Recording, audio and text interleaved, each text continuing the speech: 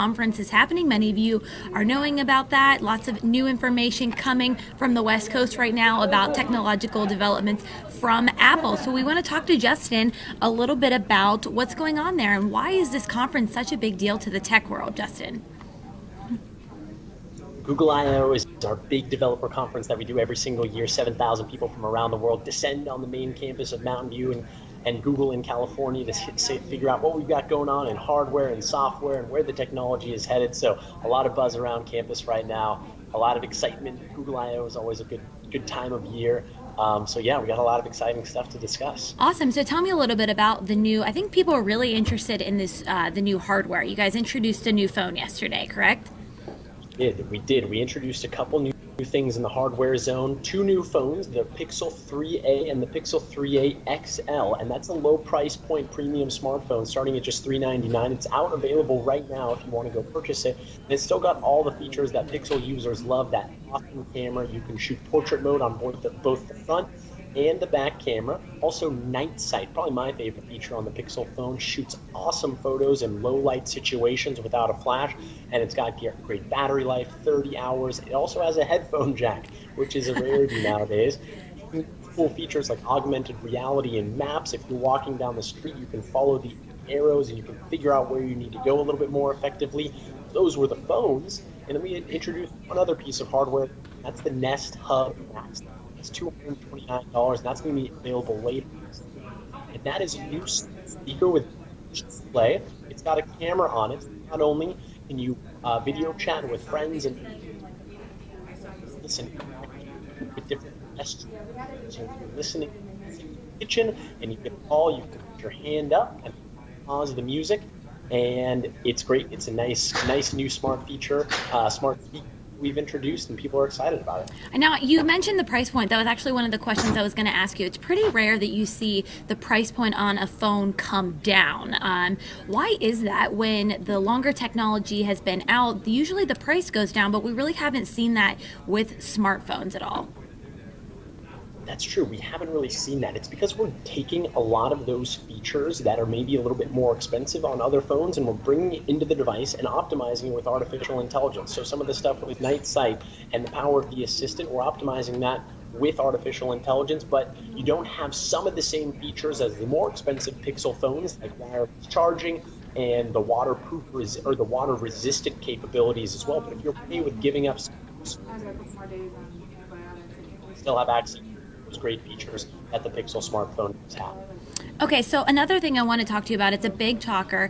It's with all of these technology, the technological advances with these cameras and these speakers in the home, people are worried about security. And so tell me a little bit about how you guys are protecting consumers' information while still having cameras and speakers inside of people's homes. Yeah, so the users have all the control as it relates to the speaker recognizing your voice, and with the new Nest Hub Max, there's that camera on there as well. You can toggle those settings. So if you never want to have your voice actually activating these speakers, you can turn those settings off. There's a switch in the back, literally just switch it over, and same with any of the video capabilities as well. So if you don't want to be on camera, be able to interact with devices with your voice, turn that. Beyond that, across our different Google privacy in easily accessible fashion. We've got one tap privacy settings across all of them users can use. They can also set up this feature that deletes all of their data every single 3 or 18 months, and you can go right now and get it as well. Also bring incognito mode to the we've for about a decade now, and so user that privacy. Okay, but people, who do want to keep those features enabled, the voice activation, the cameras in their homes. So if they do want to keep those features on, however, I know they can turn them off, but on the software side of things, making sure that hackers don't get in and different things like that, so their homes aren't infiltrated by, potential criminals or anybody who might, want to harm them by listening in or looking in. Yeah, so we're actually doing a lot of the computation actually on the device itself. And so it's not being sent to the cloud. There's no possibility of intrusion anywhere like that. It's happening on that actual device. But again, if you do want to delete that data, you can do that as well. But we're trying to, protect all of those features because that is so important to our users. It's important to me. This stuff is actually just on the device itself. Computation powers interacting with the system, those just being answered since on the risk. All right. Another question I have for you. So there's a lot of app developers there.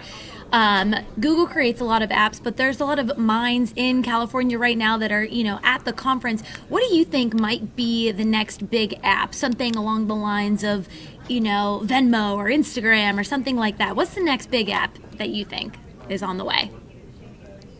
That's a good question. I'm not a developer myself, so it's hard for me to answer that. But we do have so many people here understanding how they can use our products and our different machine learning platforms to help build applications for them out there. So I think, sky's the limit. There's so many different ways that people can build things now with technology that it's hard for me to actually say. But I do think that, the introduction of artificial intelligence and machine learning is kind of that trend that we're seeing permeate across all these different applications. It's not necessarily like inventing new products. It's just making the products that exist that much more useful and that much more thoughtful.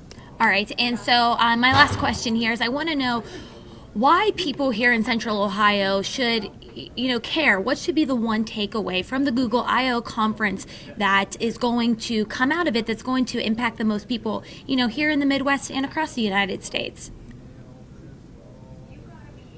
Yeah, there's a lot of features. I mean, obviously the hardware is going to be available in that part of the country as well, but just a couple features that we haven't even discussed yet.